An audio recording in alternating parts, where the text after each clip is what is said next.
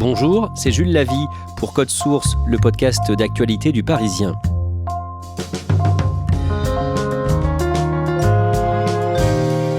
Elle est devenue l'une des figures de la lutte contre le racisme et les violences policières. Le 2 juin, avec son collectif, elle a réussi à rassembler des dizaines de milliers de personnes devant le palais de justice de Paris. Qui est Assa Traoré ? Comment s'est-elle imposée dans le paysage médiatique en France ? Réponse en 2 épisodes dans Code Source avec 2 journalistes du Parisien, Jean-Michel Descugis et Mayram Guissé.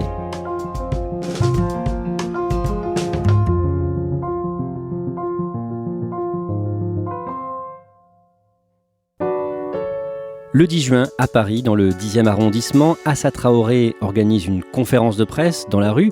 Mayram Guissé, est-ce que vous pouvez nous décrire cette scène ? On est plusieurs journalistes présents, rue Louis Blanc, donc dans le 10e arrondissement. 2 tables sont installées sur lesquelles des nappes noires sont posées. Assa Traoré arrive, elle a son t-shirt « Vérité et justice pour Adama, sans justice vous n'aurez pas la paix ». Son afro, elle arrive avec une veste bleue électrique, on la voit dans ce climat, c'était un peu gris. Elle est entourée de Youssef Brakni, de militants qui l'accompagnent depuis très longtemps. Ladjli, réalisateur du film Les Misérables, et on voit au dos, donc à son dos, la fresque réalisée par JR, où il y a l'œil de George Floyd, tué donc aux États-Unis par des policiers, et ensuite l'œil d'Adama Traoré, mort en juillet 2016 lors de son interpellation par les gendarmes à Persan. Que dit Assa Traoré ? Assa Traoré prend la parole, elle revient sur la mobilisation du 2 juin, où selon la police, il y aurait 20 000 personnes et selon Assa Traoré et le comité, plus de 80 000 personnes. Et là, Assa Traoré explique que le peuple français est descendu dans la rue et que la mobilisation doit se poursuivre. On appelle à une mobilisation nationale et s'il faut, chaque semaine, toutes les semaines, nous sortirons dans la rue. Elle explique qu'une nouvelle mobilisation est prévue le samedi 13 juin à République et appelle le peuple français à se réunir à nouveau derrière elle et derrière le comité pour Adama Traoré et pour tous les Adama Traoré. Et elle vient d'être invitée à se rendre au ministère de la Justice. Elle vient d'être invitée et elle refuse avec sa famille de se rendre au ministère de la Justice. On ne demande pas à ce que les discussions se fassent dans un salon de thé de l'Élysée, mais on demande que les actes judiciaires soient faits. Elle explique qu'elle ne veut plus de paroles, mais des actes. Avant d'aller plus loin, Mayram Guissé, est-ce que vous pouvez nous présenter en quelques mots Assa Traoré ? Assa Traoré, elle a aujourd'hui 35 ans, elle est mère de 3 enfants, éducatrice spécialisée. Là, elle a arrêté de travailler pour pouvoir se consacrer au combat, comme elle dit, pour Adama et aussi pouvoir s'occuper de sa vie de famille. On va raconter la vie d'Assa Traoré. Mayram Guissé, vous venez de la rencontrer pour un long portrait pour Le Parisien. Mais avant de parler d'elle, il faut évoquer son père, Mara Siré Traoré, né au Mali. Il arrive en France quand il a 17 ans. Mara Siré Traoré va d'abord travailler au service propreté de la ville de Paris, puis devenir ouvrier de chantier. Et il aura plusieurs femmes. Leur père aura au total 4 femmes, 2 femmes d'abord de façon successive, et ensuite 2 coépouses qui se sont installées à Beaumont-sur-Oise, dans le Val d'Oise. Le père d'Assa Traoré est donc polygame, il aura 17 enfants. Comment est-ce qu'elle vit ça, Assa Traoré ? Assa Traoré, elle explique qu'elle vit très bien le fait d'avoir une famille nombreuse avec plusieurs femmes. Elle explique que justement leur père a fait en sorte que la famille soit unie, qu'il n'y ait pas de différence entre les frères et sœurs et que chacun ait sa place dans la famille. Ils ne disent jamais demi-frère, demi-sœur, c'est même une insulte pour eux, c'est on est tous frères et sœurs. Elle explique que les épouses de son père sont ses mères, donc elle dit « j'ai 4 mères et j'ai 16 frères et sœurs ». Les 2 premières femmes étaient françaises, les 2 autres femmes étaient du Mali, originaires du Mali. C'est une famille très mixte, métissée, et ils ne font pas de différence entre eux. Où grandit Assa Traoré ? Assa Traoré grandit à Beaumont-sur-Oise, dans une petite commune du Val d'Oise, dans le quartier de Boyenval. C'est des petits bâtiments de 4-5 étages, très tranquilles, plutôt paisibles. On est loin de l'image d'une cité avec des grandes tours. Ça peut surprendre certains journalistes quand ils arrivent, mais vraiment, c'est un quartier calme où la famille vit tranquillement. Mara Siré Traoré meurt d'un cancer en 1999 quand Assa a 14 ans. Elle explique dans son livre à quel point en fait ça a été très très dur pour elle, mais aussi pour toute la famille. C'était un élément très très fort. Alors très tôt, il leur disait surtout de toujours prendre soin des uns des autres et que si un jour un malheur arrive à l'un d'entre eux, il fallait qu'ils soient solidaires. Le vide laissé par son père est difficile, mais en même temps, elle s'occupait déjà de ses petits frères et sœurs, notamment à la naissance d'Adama Traoré et Awa Traoré, qui est sa jumelle. Elle s'occupait tout le temps d'Adama Traoré. Elle a un peu ce rapport mère aussi à son petit frère, et elle est un membre de la famille très actif, donc avec des responsabilités. Très tôt, elle sait par exemple qu'elle veut être éducatrice spécialisée. Un jour où un éducateur spécialisé fait une intervention dans sa classe. Elle est éducatrice spécialisée à Sarcelles quand sa vie bascule à l'été 2016, le 19 juillet 2016. On va rappeler les circonstances de la mort d'Adama Traoré. Avec vous, Jean-Michel Descugis, vous faites partie du service police-justice du Parisien. Ce 19 juillet 2016, les gendarmes cherchent l'un des frères d'Adama Traoré. Pourquoi est-ce qu'ils le recherchent d'abord ? Les gendarmes le recherchent sur réquisition judiciaire dans une affaire d'extorsion de fonds sur une personne vulnérable. On le soupçonne d'être rentré avec 3 personnes dans la maison d'un couple dont la femme était sous curatelle et d'avoir violenté ce couple et de leur avoir volé un peu d'argent et des objets de valeur. Ce frère, c'est Bagui Traoré et il sera condamné pour cette affaire. Bagui Traoré sera condamné à 30 mois quelques années plus tard. Adama Traoré, lui, il a déjà fait de la prison ? Il est connu dans la ville par les services de gendarmerie notamment, mais aussi de la police. Il est, comme on dit, inscrit au TAJ, c'est aux antécédents judiciaires, et il a fait de la prison, un court passage en prison, en détention provisoire. Que se passe-t-il ce jour-là à Beaumont-sur-Oise ? Alors on est en plein après-midi, 3 gendarmes du peloton de surveillance et d'intervention de gendarmerie de l'Isle-Adam repèrent Bagui Traoré près d'un bar. Il est accompagné d'Adama Traoré qui est avec son vélo. Alors les gendarmes disent à ce moment-là qu'ils ignorent qu'il s'agit d'Adama Traoré. Bagui Traoré va se laisser interpeller sans résistance, mais Adama va s'enfuir en courant. Aussitôt, il est pris en chasse par 2 des gendarmes. L'un d'entre eux va le rattraper à peu près 450 mètres plus loin, dans un parc au centre-ville, va le mettre à terre, le maintenir avec, selon un témoin, son genou dans le centre du dos et mettre ses mains dans le dos. Le 2e gendarme va arriver et va parvenir à le menotter. Ensuite, ils vont le relever et ils vont prendre la direction de la voiture de la gendarmerie. Sur le chemin de retour, il va demander de faire une pause parce qu'il est très essoufflé. Il a décliné son identité. C'est là que, soi-disant, les gendarmes apprennent qu'il s'agit d'Adama Traoré. Et il va se reposer quelque temps. Il n'y a plus qu'un gendarme qui le surveille. Et là, un homme, semble-t-il une connaissance d'Adama Traoré, va intervenir, va s'interposer pour libérer Adama Traoré. Le gendarme va frapper au visage cet homme. S'ensuit une bousculade. Ils vont se retrouver à terre. Adama Traoré va en profiter pour s'enfuir une nouvelle fois. Et ce tiers qui est intervenu va aussi s'enfuir une autre fois. Et là, il est 17h14. Le gendarme qui reste appelle en renfort une patrouille.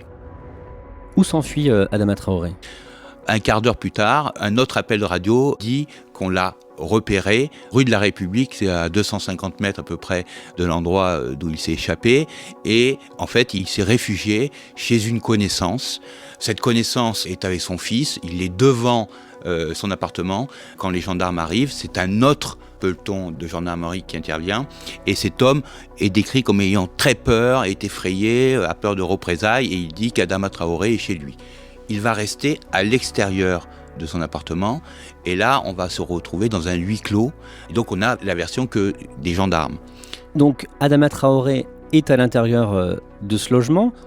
avec des gendarmes, que se passe-t-il ? Les gendarmes décrivent que quand ils rentrent, Adama Traoré est dans le salon, caché sous un drap bleu, il fait très noir, et là, un gendarme raconte qu'il se jette sur lui, et les deux autres gendarmes se jettent sur lui. Et il raconte, là, à ce moment-là, ce gendarme, que Adama Traoré va prendre le poids des 3 corps des gendarmes sur le dos.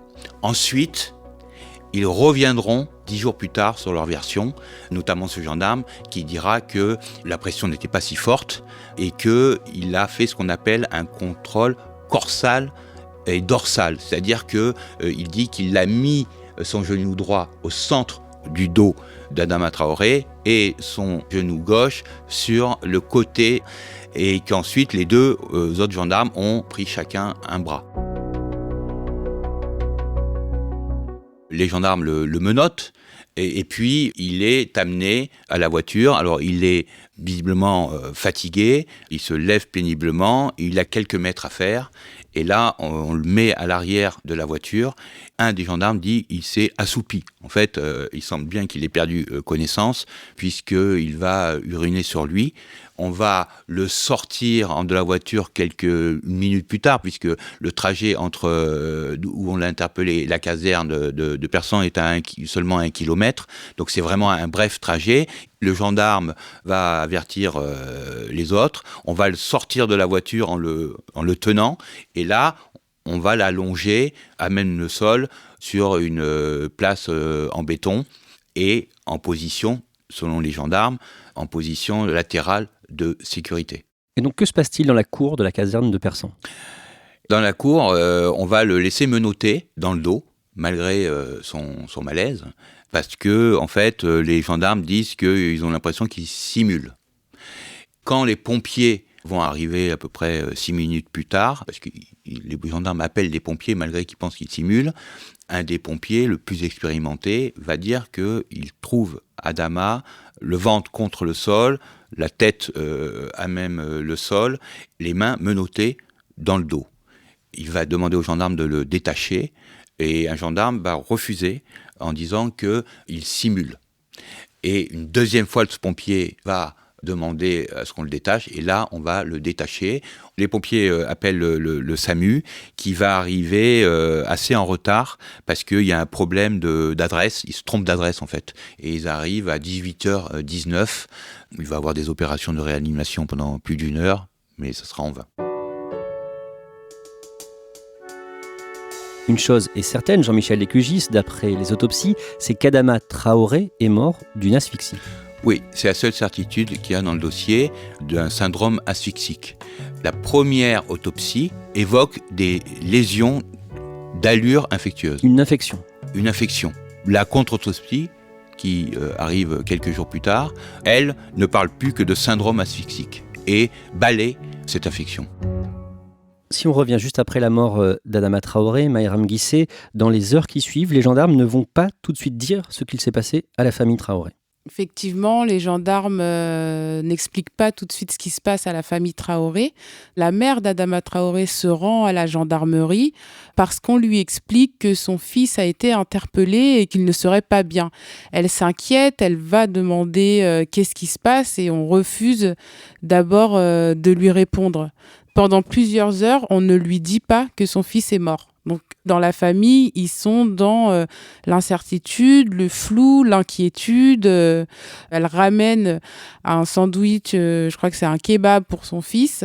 Elle retourne chez elle, mais on lui redit à nouveau que ça va pas, qu'Adama ne va pas bien.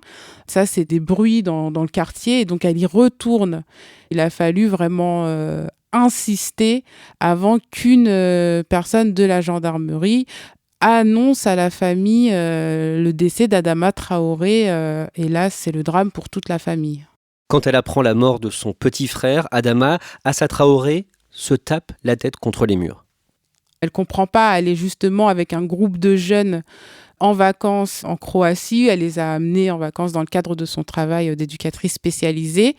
Et elle reçoit, je crois que c'est un appel qui la plonge pendant un temps dans le noir. Elle se dit que c'est pas réaliste, quoi. Donc elle veut qu'une chose, c'est revenir à Beaumont-sur-Oise, être auprès de sa famille. Mais voilà, c'est un basculement. Jean-Michel Lécugis, que dit le procureur sur les circonstances de la mort d'Adama Traoré ?